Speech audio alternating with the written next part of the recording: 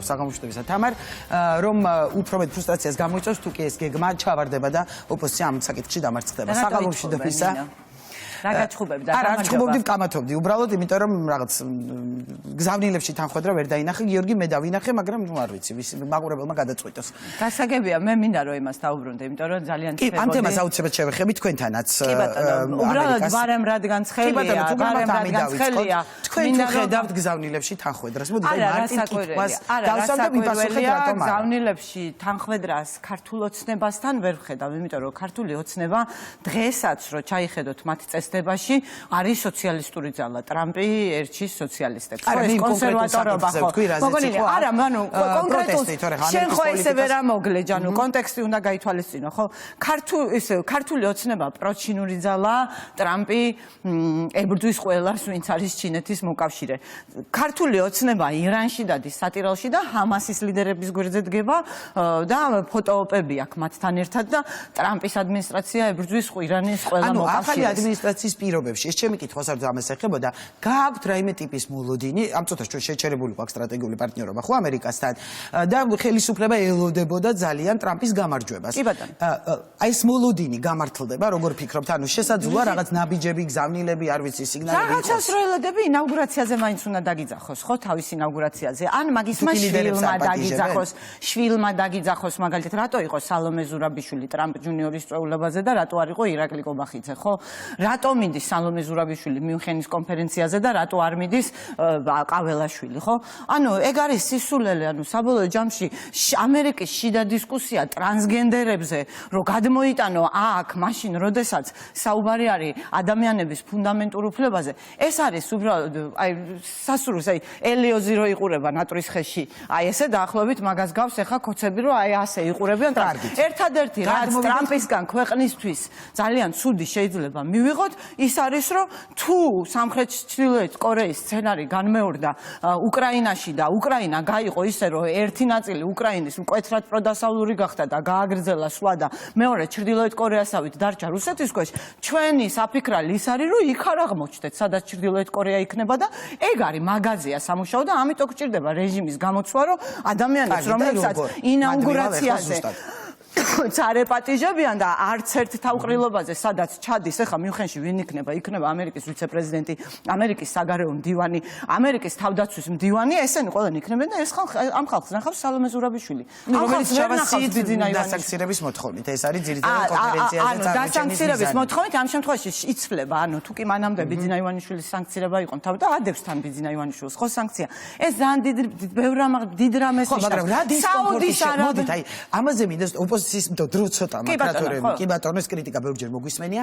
როგორ აი როდესაც თქვენ ამბობთ უხერხულობას აი არ ვიცი რამე უხერხულობა შეუქმნით ქართულს ამ სანქციებით აი რაღაც მონოლითის ძალიან დიდი უხერხულობები აქვს შექმნილი და კიდევ უფრო დამძიმდება ეგრე ბოლო მომენტამდე ხო არ შეიმჩნევენ რომ უხერხულად გვერდს ბოლომდე ამით როგორ აქებს ეს მაინტერესებს პოკერს გვეთამაშებიან ახლა ხო საშინელი კარტი უჭირავთ ხელში და რაღაცნაირად chicken game ქვია მაგას აი თავზე ხელაღებულები ვითომ ფეხზე კიდიათ ესე აწვევიან არაფერი ფეხზე არ კიდიათ ის რომ ამ სოფლიოს ყველაზე ძლიერი სახელმწიფო სანქცია ადევს ბიძინა ივანიშვილის შუბლზე ქართული ოცნების ამორჩევლისთვის ნიშნავს იმას რომ ბიძინა ივანიშვილმა თავი ვერ დაიცვა და თავისი ხალხი როგორ უნდა დაიცვას ამ ქართული ოცნების ანუ რეჟიმის საყრდენები როგორ უნდა დაიცვას ხო ეს ნიშნავს პირველ რიგში ამას და რეალურად ჩვენ ვხედავთ იმ ვითარებას როდესაც იზოლირებულია მთლიანად თავისუფალი სამყაროსგან და ეს სიგნალია არა მარტო დასავლური სახელმწიფოებისთვის ამერიკის სანქცია რო ადევს ქვეყნის დე ფაქტო მმართველს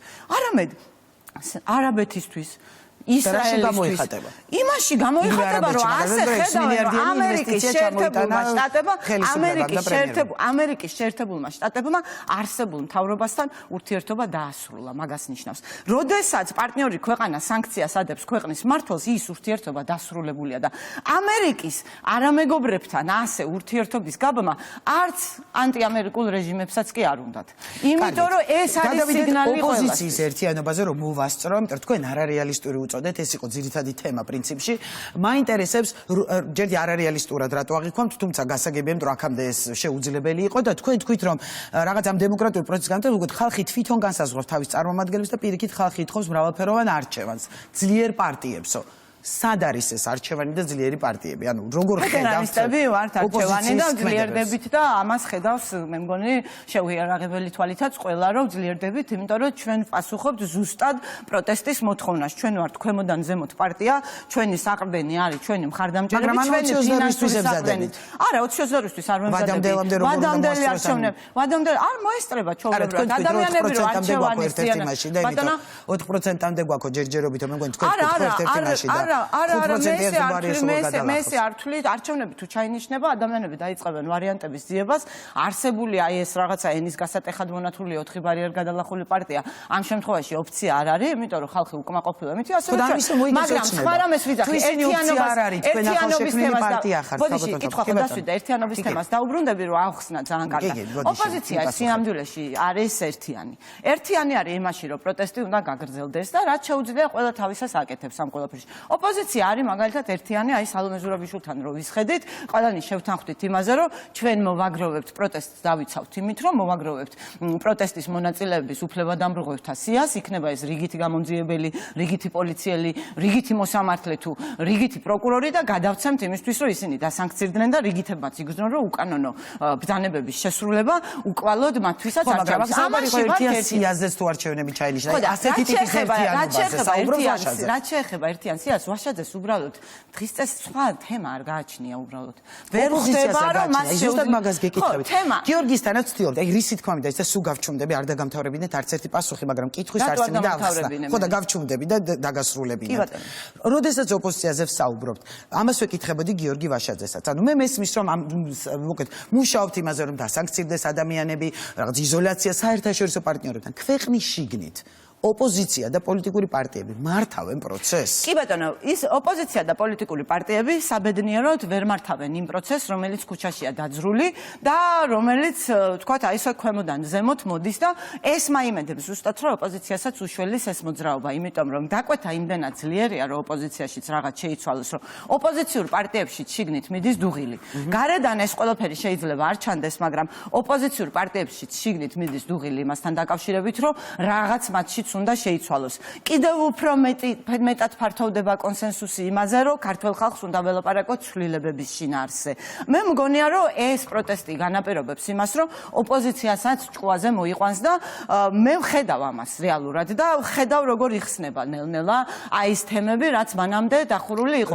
პროტესტს მოყავს, მათ შორის ისიც რომ მაგალითად თუ მე რომ გამოვდიოდი ხოლმე იმიდან, რა ქვია, რაღაც შეხვედრებიდან, ამ სამი პარტიის ტელევიზიები ტრიალდებოდნენ და ზურგს მაქცევდნენ. ანუ მარტო იმას ეს იცვლება ნელ-ნელა ხვდებიან რომ ესე არ არის. ხალხი ითხოვს იმეორებს, იმგზავნილებს, რაც სწორია, ხო? ანუ მე იმას, რასაც თქვა 9 წელია ვიძახი, დღეს ვიგებ სრულიად ჩემთვის უცნობი ადამიანებისგან, რომლებთან მე საერთოდ არ მისაუბრია, იმიტომ რომ როდესაც ურემი გადაბრუნდა, მე იმას ვიძახდი, რასაც ხებზე უკეთ ვხედავდი, იმიტომ რომ ეს ჩემი პროფესია, მაგრამ როცა ურემი გადაბრუნდა, ის პრობლემები ყველამ დაინახა და დღეს ოპოზიცია ვერ გაუძლებს იმას, რომ ამ ხალხის დაკვეთა არ შეასრულოს. ამიტომ ეს აუცილებლად მოხდება და ვინც ამას არ წაყვება ხალხის დაკვეთას, რომ შინაარსზე მეტი ელაპარაკონ იმ პრობლემებზე, რაც ხალხს აწუხებს. უპასუხონ მათ შორის ომის შიშს, ხო? იმიტომ რომ მათი ვეკვლევა მოწმობს იმას, რომ 53%, 87%-ს უნდა ევროკავშირი, 75%-ს უნდა ნატო და ამასობაში 53% ისევ ნეიტრალიტეტზე საუბრობს, ხო და